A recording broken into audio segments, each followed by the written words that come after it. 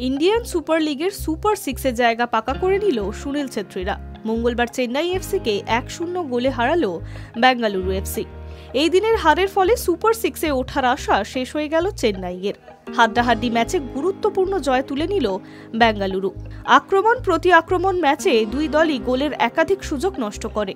তার মধ্যে 37 মিনিটে রাহুল ভেকের গোলে এগিয়ে যান সুনীলরা। বাকি সময় চেষ্টা করেও সমতা ফেরাতে পারেননি চেন্নাইয়ের ফুটবলাররা।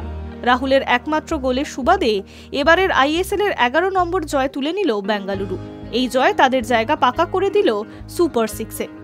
মঙ্গলবার ম্যাচের পর বেঙ্গালুরুর পয়েন্ট হল 22 ম্যাচে 37 পয়েন্ট। তালিকায় তৃতীয় স্থানে রয়েছেন সুনীলরা। 22 ম্যাচে 52 পয়েন্ট নিয়ে শীর্ষে মোহনবাগান। 21 ম্যাচে 42 পয়েন্ট নিয়ে দ্বিতীয় স্থানে রয়েছে গোয়া এফসি। বেঙ্গালুরুর মতোই 37 পয়েন্ট নিয়ে গোল পার্থক্যের চতুর্থ স্থানে রয়েছে জামশেদপুর এফসি। যদিও তারা 21টি ম্যাচে খেলেছে। তালিকার পঞ্চম স্থানে রয়েছে নর্থ ইস্টের ইউনাইটেড 22টি ম্যাচ খেলে 32 পয়েন্টে। 6 নম্বরে থাকছে মুম্বাই সিটি এফসির 21 ম্যাচ খেলেছে, তারা 32 পয়েন্ট সংগ্রহ করেছে।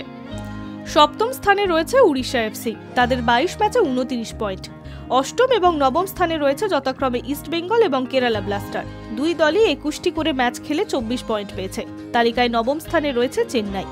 22টি ম্যাচের পর তাদের ঝুলিতে 24 পয়েন্ট। ফলে দুই দলের কারোর পক্ষেই বাকি সব ম্যাচ জিতে 37 পয়েন্ট পাওয়া সম্ভব নয়।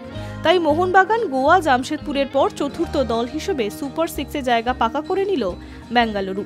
অন্যদিকে বাকি দুটি ম্যাচ জিতলেও 30 পয়েন্টের বেশি পাবে না চেন্নাই। ফলে প্রথম 6 দলের মধ্যে শেষ করার আর সুযোগ নেই তাদের। High news network.